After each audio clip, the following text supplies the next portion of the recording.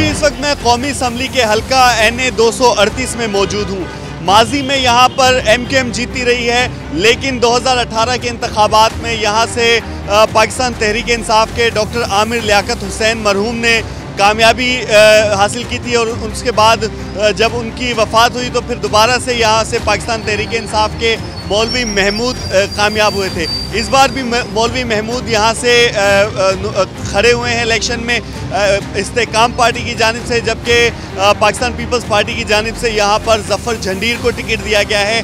MQM के यहाँ पर जो है वो सादिक इफ्तिखार हैं। यहाँ पर जगह जगह पर झंडे लगाए गए हैं, कैंपेन अपने उरूज पर है। आइए हम आवाम से जानते हैं, उनसे बात करते हैं और उनसे पूछते हैं कि उनसे जो वादे किए गए थे माजी में क्या उन्हें पूरा किया गया और आइंदा वो अपने मुंतखब होने वाले नुमाइंदे से क्या तवक्को रखते हैं। आइए अब बात करते हैं। तो इस दफ़ा भी MQM पाकिस्तान का जो उम्मीदवार होगा यहाँ से उसे हम वोट देंगे इंशाल्लाह और देखते हैं कि क्या बेहतरी आती है। यहाँ कोई गडर का ढकना लगाने के लिए तैयार नहीं है। हमारा वहाँ का जो इलेक्शन लड़ रहा है, हम खुद पीपल्स पार्टी की सपोर्ट कर रहे हैं, मगर कोई काम करने वाले नहीं है। बस एक उम्मीद है कि इमरान खान आए तो हो सकता है ये मसाइल हल हो जाए। वोट किसको देंगे? वोट किसी को भी नहीं देगा, क्योंकि किसी पार्टी ने हमें रोटी नहीं खिलाया है। जब भी किया बेनज़ीर था, भुट्टो था, होते।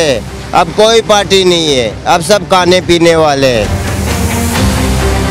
आज कौमी असम्बली के हल्का NA 238 में हम मौजूद हैं और यहाँ पर पाकिस्तान पीपल्स पार्टी की सबसे कम उम्र तरीन उम्मीदवार PS 102 पर अकरबा फातिमा है, जो यहाँ डोर टू डोर अपनी कैंपेन कर रही हैं। इनसे भी बात करते हैं, हम जानते हैं आप एक एक घर घर जाकर जो है वो अपनी कैंपेन कर रही हैं। कि बिल्कुल, मैं आपको बताऊं, माजी में इस हलके से पिछले 20 से 25 साल से MQM आ रही है और PTI आ रही है। तो उनके जो बल्दियाती नुमाइंदे थे, सूबाई नुमाइंदे थे, कौमी असम्बली के नुमाइंदे थे, उन्होंने कोई डिलीवर नहीं किया, क्योंकि वो चाहते थे कि जो सारा कचरा है, गंद है, वो सूबाई हुकूमत में जाए। पाकिस्तान पीपल्स पार्टी के उम्मीदवार हैं, उनका ये कहना है कि अगर वो मुंतखब हुई तो वो इस हलके के जो मसाइल हैं उनको वो हल करेंगी। जी।